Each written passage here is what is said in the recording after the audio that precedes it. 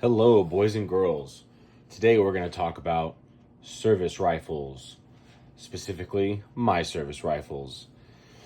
All right. Unfortunately, every video in this series is going to get a disclaimer in the beginning. First of all of these weapons in this video are airsoft guns that aren't even mine. I'm just borrowing them from a friend. Additionally, consumerism will get you killed.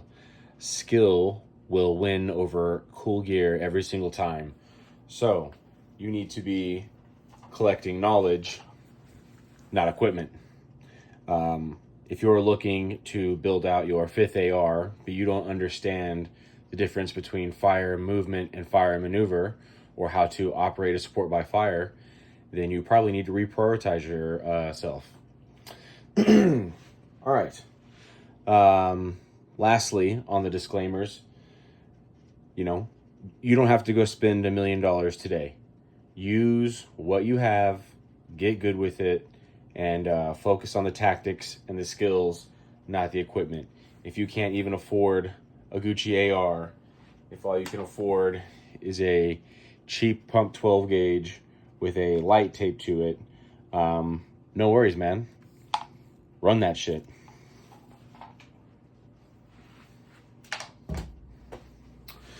So, why do we have 1.5 rifles in front of us today?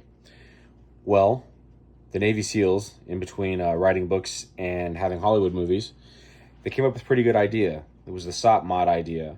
The principle was the AR-15 can easily swap upper receivers from a lower, and most of the capabilities in the rifle is in the upper receiver. And so without having to bring an entire other rifle, you could just deploy with 1.5 rifles, which is much more reasonable when you're trying to condense all of your equipment into, small amount of bags so you can move about the world easily. It makes it easy to only carry half a rifle instead of a whole nother rifle. So, in their world, they had one that was set up to fight up close and one that was set up to fight far away. Keeping in line with that, but adding my own civilian flair to it, this upper receiver is designed for home defense and property defense and stuff like that. This is set up for LARPing far away from home. All right, and they operate all off of one single lower receiver. This is my personal service rifle setup. Though this is the far away gun and this is the up close gun, there's a lot of similarities, right? They both have flash hiders. They both have lights. The lights have caps on them. They both have an optics package that has a good 1x, and it has magnification, and they have reticles in their optics that allow for different hold to different ranges to make me more accurate at increased distances.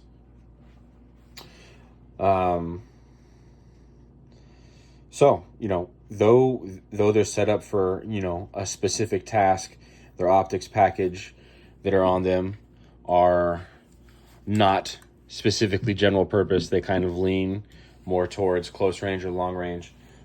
Either upper can do anything. This upper receiver will clear rooms all day long. This upper receiver will shoot at people 500 yards away all day long. No big deal. It's all good. Right, we didn't go off the rails with this. I don't have a 5-inch AR pistol with a single dot red dot, and I don't have, a 22-inch bull barrel with some 5-25 on it. So, your service rifle has to be capable of operating near and far, night and day. On the upper receiver that's set up to operate away from the house, we have IR capabilities, right? We have a Surefire Vampire on here, which has an IR mode, but even more importantly that, it has an off mode, so I can't ND the light.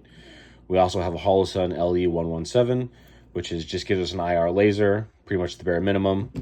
IR stuff's expensive. You see, this rifle doesn't have any IR, just have a Streamlight light on it, right? White light. If I wake up in the middle of the night and I hear a bump, I'm going to grab this rifle and go. I'm not going to have time to put my nods on anyways. So just rocking a white light here. If I needed to, I could take this laser off this upper, slap it on here. The Holosun lasers are aligned with the barrel, so they're pretty much pre-zeroed, ready to rock and roll. You know, having a better PEX system, IR illuminator and IR laser system for this upper would be awesome. Would turn this into a really nice night gun. But you know, the $1,000 to $3,000 I would spend on that would probably be better spent on thermals, which would be more useful at night than all the IR lasers in the world put together. So you got to be smart about where you put your money. Slower receiver here. I have a ambi 45-degree safety. I have K&S anti-rotation pins. I have a LaRue 2-stage trigger in there. The stock, this is the Magpul CTR stock, I believe. I also like the B5 stocks a lot. I like stocks that allow me to keep batteries in here. So I keep all the batteries for the rifle in the rifle. And in the in my pistol grip storage, I keep a bolt and a little bit of lube.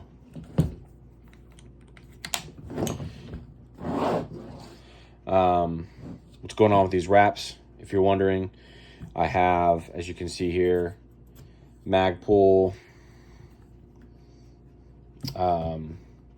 rail covers on, and then over the top of that, I just put this self-adhesive, like athletic self-adhesive wrap, but in camo wrap, and that's all just about heat mitigation to keep the barrel from the heat and a high string of fire off your hand. But you're definitely gonna want to wear gloves as well. Yep. Here on this is just burlap that's been wound up on itself and spray painted and wound. I also have hair ties right there and shock cord to put natural veg in the rifle if I need to do that. Yep, service rifles, slings. I have a whole video about sling placement. Go check that out. Last topic I want to cover. So I promise you I don't have 27 ARs to pull out. This is it. What is this? This is the spare parts rifle, more than anything. This rifle serves a few purposes. First and foremost, it's a backup, right? Not only do I have the spare bolt in here, and then I have spare parts as well laying around, but I have a whole nother rifle. So I have a whole functioning AR. It's a full nother set of spare parts, all put together, ready to go. What that does for me beyond that also is anytime I want to tinker with a rifle, swap an optic, change the handguard out, whatever, I'm never down a service rifle. I'm never down to 0 service rifles, right? So even if I want to totally change everything out, I can do it one gun at a time and always have at least one rifle that's ready to go, zeroed, fully functional, which is awesome. Additionally, it's great to have a cheaper gun, right? So if I ever wanted to do the truck gun thing or whatever the case is, I have an AR that I don't have a bunch of money tied into. It's mostly spare parts, and whatever spare parts I was missing, I just bought some cheaper stuff to fill in, and boom, here it is. So if I need to abuse an AR or leave an AR behind, or impromptu things get worse and I got to set up a cache or whatever the case is, I can use this gun and not be super duper heartbroken about it. Also, if a crazy situation pops off, it's nice to have 2 guns in the fight. Whether that's your spouse or a family or a friend who's over, who's a capable individual. If anything pops off, it's nice to have 2 long guns. That's like 10 times better than having just 1 long gun. It's not 2 times better. It's exponentially better to have multiple long guns in the fight. Even if one of them just sits in a stationary position that has good cover and concealment and engages, and the other person maneuvers and flows through, or whatever the case is, getting shot at from multiple angles is the way to make shit happen. So having another rifle around that you can hand off to somebody that's fully functional, ready to go, zeroed, etc., could prove useful. All right, service rifle. Get a long gun, get good with it. Like I said, even if it's just a pump 12 gauge or grandpa's old 30-06 bolt gun or 308 bolt gun, deer rifle, whatever it is, get your long gun, get some ammo for it, get practicing, and make the magic happen.